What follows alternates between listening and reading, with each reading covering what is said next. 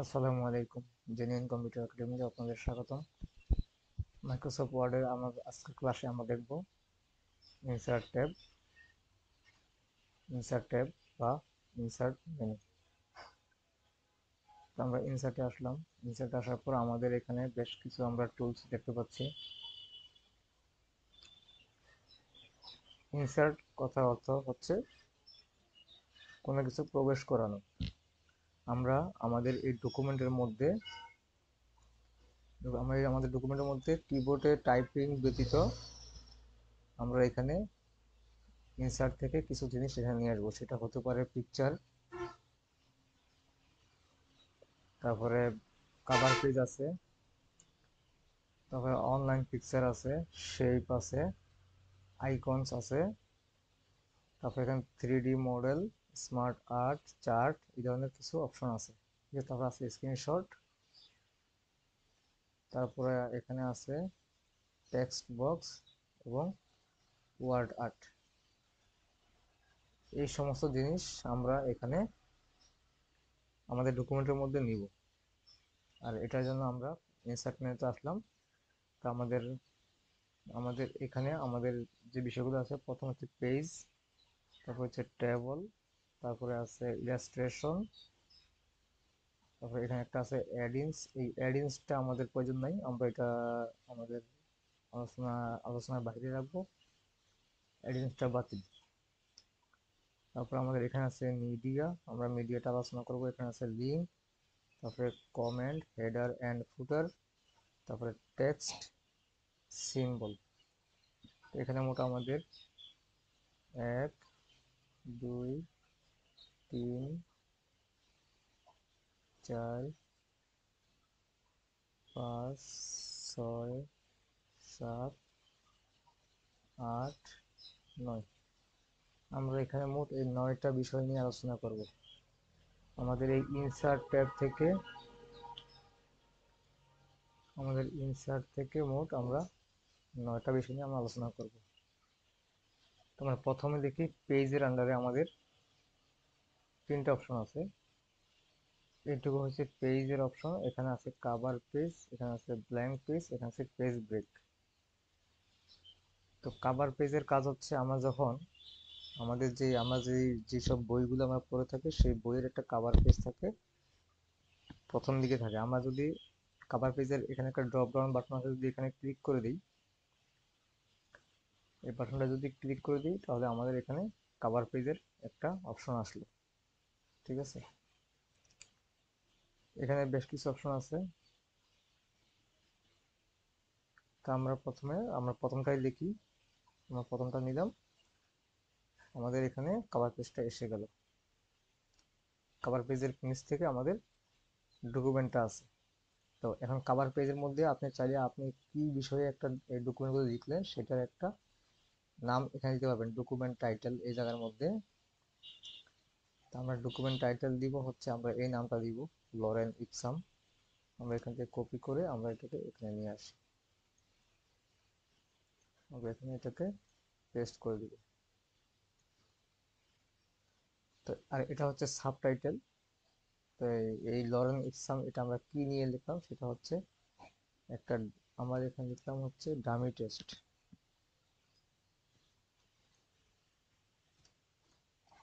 আমরা এখানে dummy টেক্সটটাকে copy করে আমরা এখানে এটাকে পেস্ট করে দিব।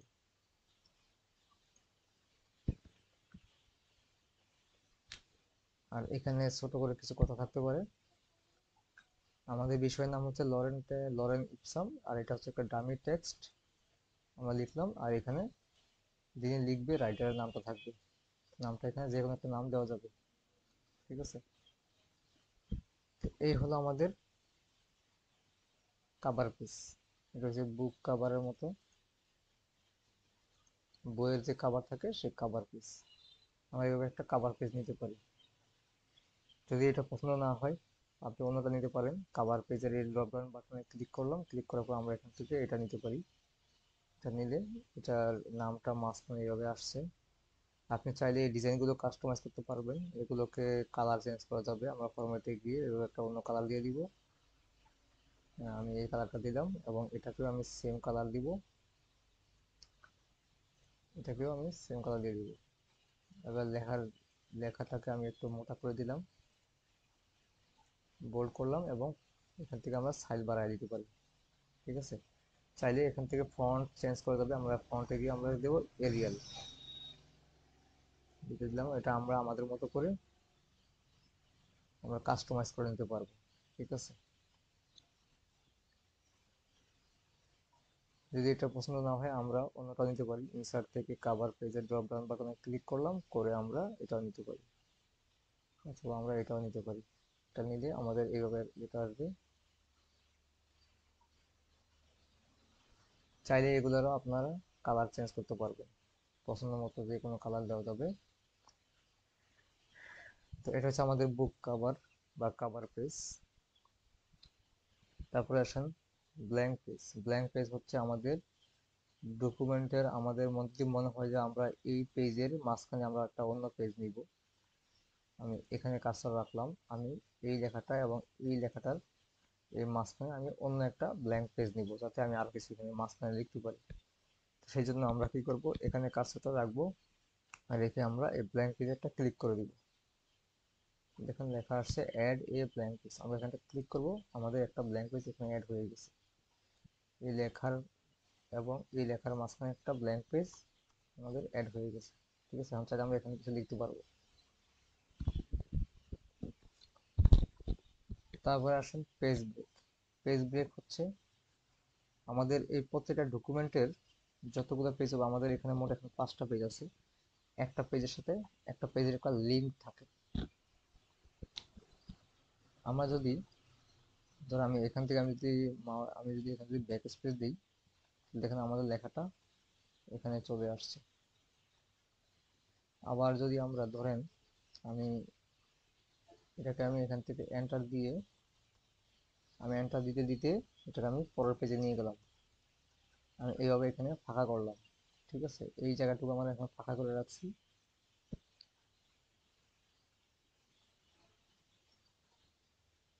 আমার এই জায়গাটুকু এখন ফাঁকা আছে। ঠিক আছে, এখন যদি আমি এখানে যদি কোনো লেখা যদি লিখতে থাকি, তাহলে আমাদের কি হবে, আমাদের এই যে পেজের এখানে যে শুরুটা আছে, এখানে এই লেখাটা আস্তে আস্তে নিচের দিকে নামতে থাকবে। আমি এখানে কিছু লিখি,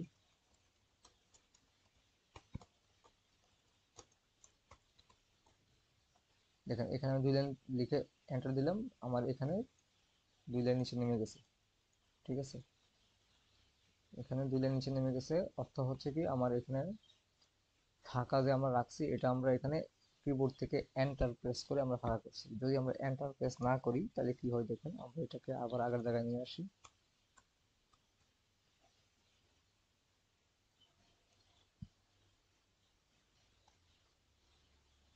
আমরা এটাকে এখানে আবার আগের জায়গায় রাখলাম, রাখার পর আমরা এটাকে এন্টার না দিয়ে আমরা যেটা করব, আমরা এখান থেকে পেজ ব্রেক দিব। আমরা এই পেজ ব্রেক এখানে একটা ক্লিক করব, আমাদের কার্সরটা অবশ্যই এখানে রাখতে হবে, রাখার পর আমরা এখানে পেজ ব্রেক দিব। এখন দেখি আমরা, এখন যদি আমরা খেয়াল করি যে আমাদের এখান থেকে লেখাটা এই পেজে চলে আসছে, এখন চলে তো আসছে, কিন্তু আমরা এখন যদি কিছু যদি লিখতে চাই এখানে,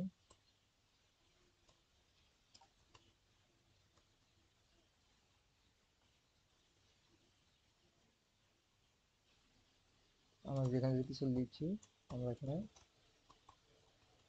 কিছু লিখলাম,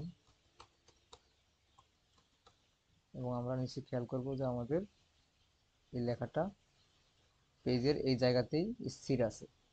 আগে যেমন এখানে কিছু লিখলে এখান থেকে সরে যাইতো, এখান থেকে নিচের দিকে নেমে গেছে, কিন্তু এখন আমরা পেজ ব্রেক দেওয়ার কারণে আমাদের এখানে আমরা যতই লেখালেখি করি, যতই আমরা নিচের দিকে আসি, তবুও কিন্তু আমাদের এই লেখাটা এখান থেকে সরে যাচ্ছে না, আমাদের এই লেখাটা এই পেজের উপরে জায়গা এখানে স্থির আছে। তো পেজ ব্রেক করলে যেটা হবে, আমাদের যেখান থেকে পেজ দিব সেখান থেকে আমাদের লেখাগুলো আলাদা পেজে চলে যাবে, এবং এই লেখা এই জায়গাটুকু আমাদের অন্য কোনো লেখা লিখলেও আমাদের এটার কোনো কোনো পরিবর্তন আসবে না। এটাই হচ্ছে পেজ ব্রেকের সুবিধা। এবার আসেন টেবল। আমরা পেজ ব্রেক দেখে ফেললাম, পেজ ব্রেক আমাদের মোট 3টা অপশন ছিল, এটা হচ্ছে কাভার পেজ, এটা হচ্ছে ব্ল্যাঙ্ক পেজ, এটা হচ্ছে পেজ ব্রেক। এখন আসেন টেবল। আর টেবল আমাদের এখানে একটাই অপশন আছে। তো টেবলের আমরা যদি এখানে একটা ক্লিক করে দিই, আমাদের একটা টেবল একটা ডায়ালগ বক্স আসছে, খেয়াল করেন এখানে। তো এখানে আমাদের কিছু টেবল দেওয়া আছে বাই ডিফল্ট। আমরা যদি এখানে যদি মাউস নিয়ে আসি, আমাদের এখানে একটা সংখ্যা উঠতেছে, দেখেন আমরা কয়টা রো, কয়টা, এইদিকে হচ্ছে রো আর এইদিকে হচ্ছে কলাম, ঠিক আছে। তো মাউস এখানে জাস্ট নিলেই আমাদের এখানে সংখ্যাগুলো উঠতেছে, কয়টা রো কয়টা কলাম আসবে। তো আমরা এখান থেকে এই লেখাগুলোকে আমরা ডিলিট করে দিই আপাতত। ডিলিট করার পরে আমরা এখন কার্সর এখানে আছে, এখান থেকে আমাদের টেবলটা আসবে। আমরা যদি কার্সর যেখানে থাকবে সেখানেই টেবলটা আসবে, ঠিক আছে। তো আমরা টেবলে ক্লিক করলাম, করার পর আমরা ধরেন এখানে এতটুকু রাখলাম। তো এখানে দেখা যাচ্ছে 4x4 টেবল, মানে 4x4 হচ্ছে 4টা রো এবং 4টা কলাম। আমরা এতটুকু এতে ক্লিক করলাম। এবার এখানে খেয়াল করেন, আমি এটাকে এক ধাপ নিচে নামাই দিই, আমি জুম করে নিই। এখন আমাদের এটা হচ্ছে কলাম, এটা একটা কলাম, তারপরে এটা একটা কলাম, তারপরে এটা একটা কলাম, তারপরে এটা একটা কলাম, ঠিক আছে। তাহলে আমাদের এখানে মোট 4টা কলাম। আবার এটা একটা রো, এটা একটা রো, এটা একটা রো এবং এটা একটা রো, ঠিক আছে। তো আমি এখানে যদি কলাম যদি আরো বাড়ায় দিই, তো আমি রো এখানে বাড়ায় নিচ্ছি। আমাদের এখানে যদি রাখি, দেখেন একটা প্লাস চিহ্ন আসছে, আমরা প্লাসে যদি ক্লিক করে দিই, আমাদের কিন্তু রো এখন একটা একটা করে বাড়বে, ঠিক আছে। আবার আমরা এখানে গিয়ে যে এখানে একটা প্লাস চিহ্ন আসলে যদি এখানে ক্লিক করি, আমরা কিন্তু এখন কিন্তু কলাম বাড়তেছে, ঠিক আছে। এখানে আমাদের কলাম বাড়তেছে। এখানে আমরা এইভাবে কলাম বাড়াইতে পারি এবং এদিক থেকে প্লাস চিহ্নে ক্লিক করে আমরা রো বাড়াইতে পারি, ঠিক আছে। আমরা এখন যেটা করব, আমি এখানে এ লিখলাম, এখানে বি, এখানে সি, এখানে ডি, এখানে ই, এফ, জি। মানে আমি এখানে এগুলো লিখে বোঝানো হলো যে এটা হচ্ছে এ কলাম, এটা হচ্ছে বি কলাম, এটা সি কলাম, এটা ডি কলাম, এটা ই, এটা এফ, এটা জি। তাহলে আমি এখানে প্রত্যেকটা কলামের একটা নাম দিলাম, ঠিক আছে, যাতে আমরা সহজে বুঝতে পারি। আচ্ছা, আমি এখানে জিটাকে উঠাই দিব এবং আমি এখান থেকে এটাকে আমি কপি করে এখানে রাখলাম এবং এটাকে ফেলি। আমি এখান থেকে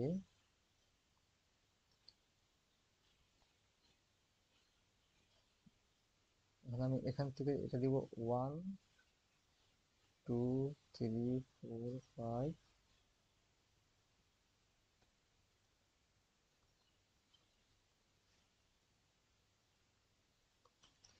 তা আমি এখানে কিছু নাম্বার দিলাম, এটা হচ্ছে আমাদের রো নাম্বার, ঠিক আছে। আমাদের এটা হচ্ছে 1 নাম্বার রো, এটা হবে 2 নাম্বার রো, এটা হবে 3 নাম্বার রো, তারপরে এটা হবে 4 নাম্বার রো।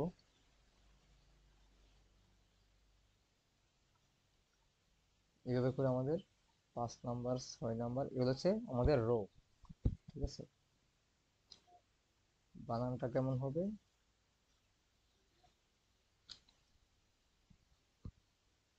আমি এটাকে একটু নিচের দিকে নামাই নিই, C O N N N, এটা আমাদের কলাম এবং রো।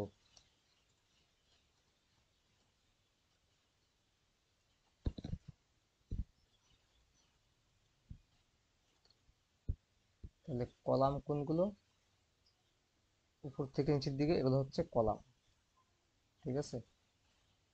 আর রো কোনগুলো, রো হচ্ছে এই পাশাপাশি এগুলো, এগুলো একটা রো, এটা একটা রো, এটা একটা রো, এভাবে এগুলোকে বলা হয় রো। ঠিক আছে, কলাম এবং রো। আচ্ছা, এখন আসেন, তো এখানে কলাম এবং রো মিলে আমাদের এখানে দেখেন অনেকগুলো কিন্তু এখন ঘর আছে। ঠিক আছে, আমাদের এখানে বেশ কিছু ঘর আছে, আমরা চাইলে এখানে একটা ঘরে এক একটা কিছু আমরা লিখতে পারতেছি। ঠিক আছে, অনেকগুলো ঘর আছে। এখন আমরা এখান থেকে যদি খেয়াল করি, এটা আমাদের সি কলাম, এটা হচ্ছে আমাদের সি কলাম। এখন এই সি কলাম এবং ধরেন এখান থেকে 10 রো, 10 রো এবং সি কলাম মিলিত হয়েছে কোথায়? এই জায়গার মধ্যে, এখানে এসে মিলিত হয়েছে। তাহলে আমরা এই সি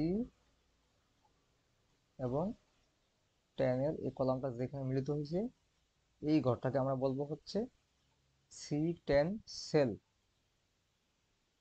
এই ঘরটাকে আমরা বলবো C10 সেল। ঠিক আছে, C10, এটাকে বলা হবে C10। সি কেন? কারণ এটা সি, সি কলাম। আর 10 কেন? 10 রো। ঠিক আছে, এই জন্য এটা হবে C10। ঠিক একইভাবে যদি আমরা এটাকে হিসাব করি, এটাকে যদি হিসাব করি, ধরেন এটা আমরা এই এখানে 8 রোতে আসবো এবং বি কলামে আসবো, তাহলে কি হবে? এটা হবে যে B8, এটা হবে B8 সেল। এটার স্পেলিংটা হবে এমন CELL, সেল। ঠিক আছে, সেলের বাংলা হচ্ছে কোষ। তাহলে এটা হচ্ছে আমাদের সেল, B8 সেল। ঠিক একইভাবে আমরা এটা যদি এখানে যদি কিছু লিখতে চাই, তাহলে কি লিখবো? এটা হচ্ছে আমাদের ই কলাম এবং এটা হচ্ছে আমাদের 7 রো। আমরা এখানে লিখবো যে E7। ঠিক আছে, তাহলে এটা হচ্ছে আমাদের E7 সেল। এইভাবে আমাদের প্রত্যেকটা সেলকে আমরা এইভাবে চিনতে পারি। ঠিক আছে,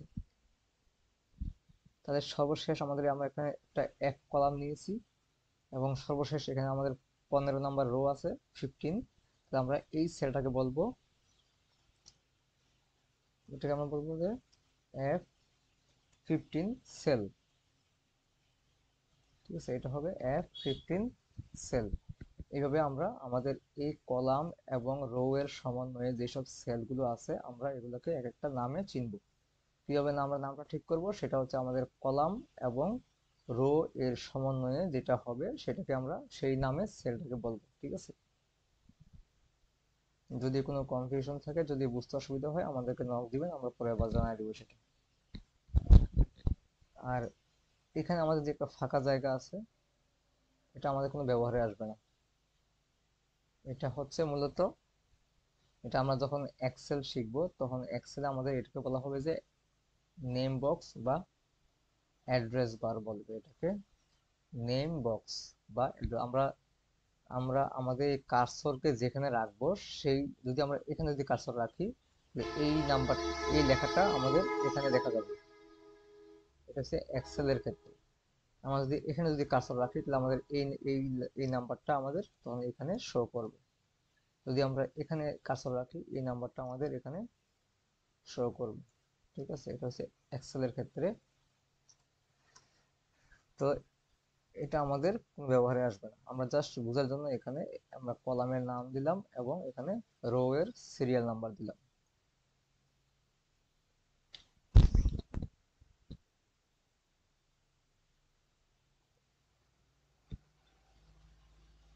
তাহলে আমাদের একটা ট্যাবলের আমরা প্রাথমিক ধারণা নিলাম। আর এই ট্যাবলটা আমরা আরো ভাবে নিতে পারি। ইনসার্টে যাব, ট্যাবলে ক্লিক করলাম। এবার আমরা এখান থেকে নিব না, এগুলো হচ্ছে বেসিক ভাবে এখান থেকে নেওয়া যায়, কিন্তু আমরা এখন এই জায়গায় আসবো। এখানে একটা লেখা আছে ইনসার্ট ট্যাবল। আমরা এই ইনসার্ট টেবিলের মধ্যে একটা ক্লিক করে দিব। ঠিক আছে, আমরা ইনসার্টে ক্লিক করলাম। এখন একটা ডায়ালগ বক্স আসছে ইনসার্ট টেবল নামে। এখানে খেয়াল করেন, আমি এটাকে একটু জুম করে নিই।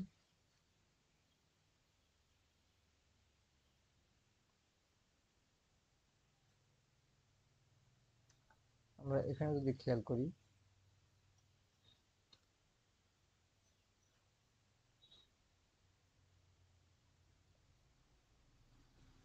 এখানে লেখা আছে টেবল সাইজ। ঠিক আছে, ইনসার্ট টেবল ডায়ালগ বক্সের মধ্যে এখানে কি আছে, টেবল সাইজ। আচ্ছা, আমরা সাইজ কি নিব, নাম্বার অফ কলামস, আমরা কয়টা কলাম নিব, আমরা এখান থেকে এই ড্রপ ডাউন বাটনে ক্লিক করে করে আমরা আমরা এইভাবে বাড়তে পারি। ঠিক আছে, এখানে ক্লিক করলে যে সংখ্যা বাড়তেছে, এখানে ক্লিক করলে সংখ্যা কমতেছে। তো ধরেন আমরা 8টা কলাম নিব। তারপরে number of rose, number of rho, আমরা রো কটা নিব, এখানে 2টা দেওয়া আছে, আমরা ধরেন আরো বেশি নিব। আমরা এখান থেকে ধরেন 10টা নিলাম, কলাম একটু কমায় দিই, 6টা কলাম নিব, আমরা 10টা রো নিব। তারপরে এখানে অটো ফিট বিহেভিয়ার, আমরা এটাকে ফিক্সড কলাম উইথ, এখানে অটো থাকবে, এটা এটা রেখে আমরা কি করব, আমরা এখান থেকে ওকে করে দিব। ঠিক আছে, ওকে করে দিব। ওকে করলে যেটা হবে, আমাদের এখানে 5টা কলাম এসে গেছে। আমরা গণে দেখি, 1 2 3 4 5, আচ্ছা 6টা, আমরা 6টা কলাম নিয়েছিলাম, 6টা কলাম আসছে। আর রো আসছে কয়টা, আমরা এটাকে যদি 1 ধরি, তাহলে 2 3 4 5 6 7 8 9 10, 10টা আমাদের রো আসছে। তা আমরা এখন একইভাবে আমরা যেটা করতে পারি, আমরা এগুলো একটা নাম দিব। আমরা এটাকে একটু এইভাবে চাপায় দিচ্ছি। এখন আমাদের এখানে আমরা একটা রো বাড়াবো, আমরা এখান থেকে একটা রো বাড়ায় নিব এবং আমি নাম্বারগুলোকে চেঞ্জ করে দিব। এখন আমাদের এখানে আমরা এটাকে কাউন্ট করব না, আমরা এখান থেকে 1 2 3 4 5 6 7 8 9 10। আর আমরা আমাদের এই যে কলামের যে নাম আছে সেটা আমরা দিব এখন A B C D E F. আচ্ছা, আমাদের ই পর্যন্ত আছে, আমরা এটাকে সেন্টার করে নিই। তো এখন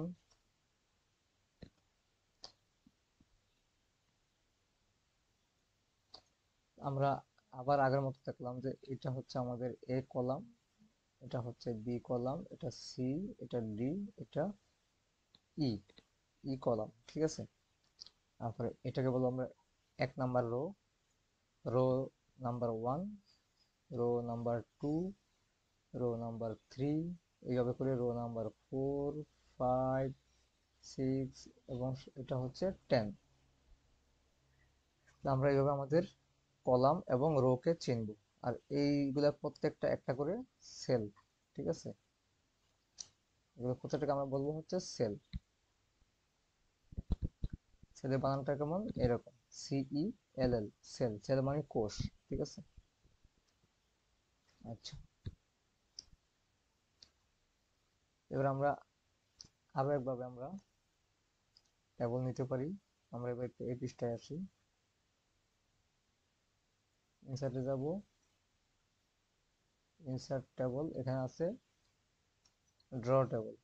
হ্যাঁ, ড্র মানে আমি এখানে যদি ক্লিক করে দিই, আমাদের এখানে মাঝখানে একটা পেন এসে গেছে। আমি যে পেনটাকে ধরে আমি যদি ড্র্যাগ করি, ক্লিক করে ওই জন্য ড্র্যাগ করি, আমার একটা বক্স আসছে। দেখেন, পুরোটা মিলে আমার এখানে কিন্তু 1 কলাম 1 রো 1 সেল।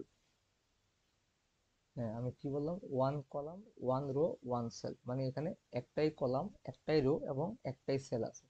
ঠিক আছে, এটা বোঝার জন্য আমি এখানে আরেকটা নিব, ইনসার্টে যাব, টেবল, ইনসার্ট টেবলে গিয়ে আমি নাম্বার অফ কলাম দিব 1, নাম্বার অফ রো দিব 1, 1 1 দিয়ে আমি এখন ওকে করি, দেখেন এখানে একটা আসছে, যদিও এটা চিকন করে আসছে, আমি এটাকে চালিয়ে হবে বড় করে দিতে পারি, ঠিক আছে। আবার এটাকে চাইলে এখানে ধরে এভাবে ছোট করে দিতে পারি, এভাবে ধরে ছোট করে দিতে পারি। খেয়াল করবেন যখন আমি এই দাগের কাছে যখন আমি মাউস পয়েন্টার নিব, এই দাগের বরাবর যখন মাউস পয়েন্টার নিব, তখন কি হবে, আমার মাউস পয়েন্টারটা একটা, দেখেন একটা কেমন একটা ইকুয়াল সাইনের মতো এসে গেছে, কিন্তু ইকুয়াল সাইন এবং উপর নিচে দুটো একটা অ্যারো বাটন আসছে। তখনই আমি মাউস ক্লিক করে এভাবে আমি বাড়াতে পারি এবং এভাবে কমাইতে পারি, ঠিক আছে। যেটা আমরা এখানে একটু আগে দেখলাম, যে আমি এইভাবে ধরে এটাকে বড় করলাম, ছোট করলাম, আবার এভাবে বড় করলাম, আবার এটাকে এভাবে ধরে আমরা এভাবে সরাই নিতে পারতেছি। আমরা আমাদের মতো করে এভাবে আমরা বড় ছোট করতে পারতেছি, ঠিক আছে। যখনই মাউস পয়েন্টারটা আপনার এই ধরনের একটা চিহ্ন হবে, এখানে একটা ডাবল থাকবে এবং এদিকে একটা তীর চিহ্নের মতো হবে, ঠিক আছে, দুই দিকে এরকম তীর চিহ্নের মতো হয়ে যাবে, তখনই আপনি এটাকে লাইনটাকে এভাবে ধরে বড় ছোট করতে পারবেন। মাউসের লেফট ক্লিক করতে হবে অবশ্যই। এখন কথা হচ্ছে, আমি যে এখানে নিলাম ওয়ান রো, ওয়ান কলাম এবং ওয়ান সেল, এখানে আমি এখানে আরো কতগুলো টেবিল নিতে পারি। দেখেন আমি এটাকে, এটা যদি এতটুকু থাকে, এখন আমরা জাস্ট এটার মধ্যে থেকে আমরা একটা ট্যাব বাটন, কিবোর্ড থেকে একটা ট্যাব বাটন প্রেস করব। দেখেন একটা ট্যাব বাটন প্রেস করলাম, আমার আরো একটা রো চলে আসছে। আবার ট্যাব প্রেস করব, আরো একটা রো চলে আসছে। আবার ট্যাব দিব, এইভাবে ট্যাব দিয়ে থাকবো। আমাদের এখানে এখন অনেকগুলো রো হয়ে গেছে, ঠিক আছে, ট্যাব দিতে থাকবো অনেকগুলো রো। আচ্ছা, এখন হচ্ছে আমি রো নিলাম, এখন আমি কলাম কিভাবে নিব, এই মাঝখানে এই দিকে দাগ দিতে হবে আমার। আমি এখান থেকে এইভাবে করে আমি দাগ দিয়ে দিয়ে কি করব, কলাম তৈরি করব, ঠিক আছে। কলাম কিভাবে তৈরি করব, তার জন্য আমাকে, আমরা এখান ইনসার্ট থেকে এই ড্র ট্যাবে যদি ক্লিক করি, তো আমার পেন আসবে। আবার আমরা এত কিছু না করে আমরা কিন্তু এখানে ছিলাম, যে এই আমরা কিন্তু এখানে ছিলাম, ডিজাইনে ছিলাম, হ্যাঁ, এখানে ছিলাম একটু আগে। তো এই যে এখানে একটা আছে বর্ডার পেইন্টার নামে একটা অপশন আছে, বর্ডার পেইন্টার, ঠিক আছে। এই বর্ডার পেইন্টার একটা ক্লিক করে দিব। এখন আমার কাছে একটা ব্রাশ আসছে। এবার আমি এটাকে কি করবো, জাস্ট এখান থেকে ধরে আমি এইভাবে একটা দাগ টেনে দিব। যে দাগটা আসছে এটা,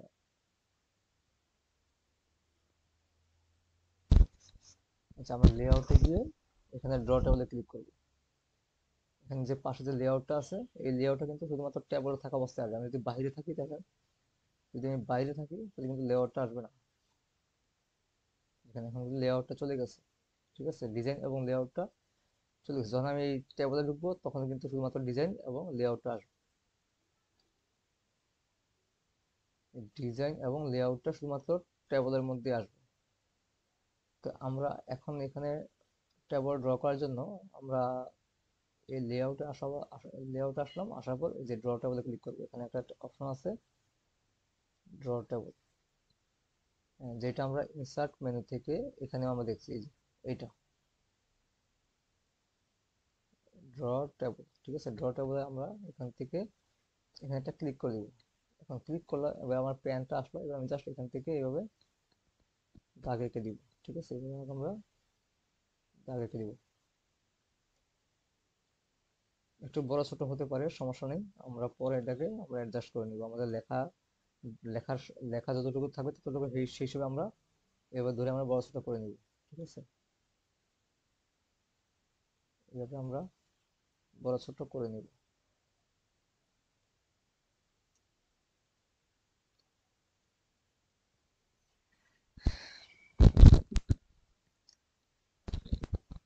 তারপর আমাদের এখানে আর কি আছে, এক্সেল স্প্রেডশিট।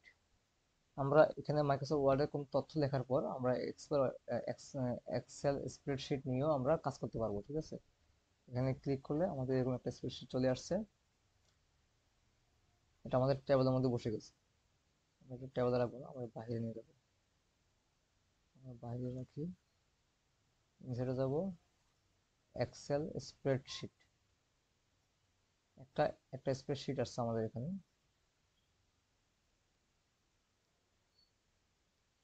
আমরা যখন এখানে কোনো তথ্য লিখবো, আমাদের সেই অনুপাতে এখানে এটা দেখাবে। তারপর আছে কুইক টেবলস। কুইক টেবলের মধ্যে এখানে আমরা কিছু দেখতে পাচ্ছি, কিছু ক্যালেন্ডার আছে।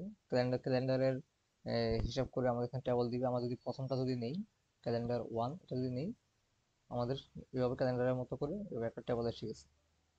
এখন আমরা এখানে একটা নাম দিব, একটা হেডিং দিব। এখানে আমাদের প্রয়োজন মতো আমরা এখানে কিছু টেক্সট লিখে নিব। এখানে ক্যালেন্ডার লিখতে হবে এমন কোনো বিষয় না, এটা আপনি আপনার প্রয়োজন মতো এটাকে ব্যবহার করতে পারেন। আপনার হেডিং, এখানে একটা হেডিং দিবেন, এখানে কিছু বিষয় নিয়ে এখানে কিছু লেখা থাকবে। তো এটা একটা টেবল। তারপরে আর আছে, আবার আমি সেটা যাব টেবল থেকে কুইক টেবলে যাব। এবার দ্বিতীয়টা নিব। দ্বিতীয়টা হচ্ছে ওই ক্যালেন্ডারের মতো আসছে, আমরা এখানে একটা নাম দিব এবং এখানে আমাদের প্রয়োজনীয় লেখাগুলো আমরা এখানে লিখে নিব। ঠিক আছে, এবং এটা দিয়ে আপনি চাইলে ক্যালেন্ডারও তৈরি করতে পারবেন।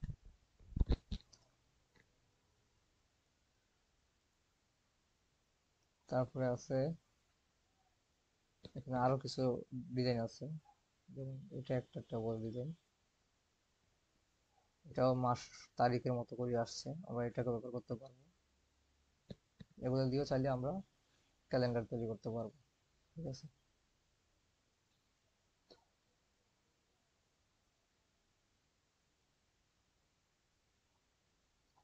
তো এই গেল আমাদের ট্যাবলের অপশন। এবার আসেন ইলাস্ট্রেশন। ইলাস্ট্রেশনের মধ্যে আমাদের এখানে বেশ কিছু অপশন আছে। আমাদের এই পুরো এটা হচ্ছে আমাদের ইলাস্ট্রেশন এরিয়া। এইটুকু হচ্ছে আমাদের ইলাস্ট্রেশন এরিয়া।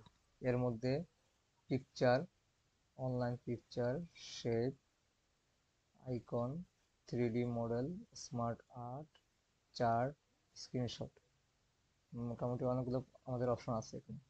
1, 2, 3, 4, 5, 6, 7, 8টা। আমাদের এই ইলাস্ট্রেশনের মধ্যে আমাদের 8টা প্রোগ্রাম আছে।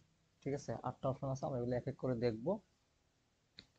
তা আমাদের আজকে আমরা টেবিল পর্যন্ত দেখলাম। ইনশাল্লাহ আগামীকাল আমরা ইলাস্ট্রেশনের আমরা পিকচার থেকে দেখবো। আজকে এতটুকু। আল্লাহ হাফিজ।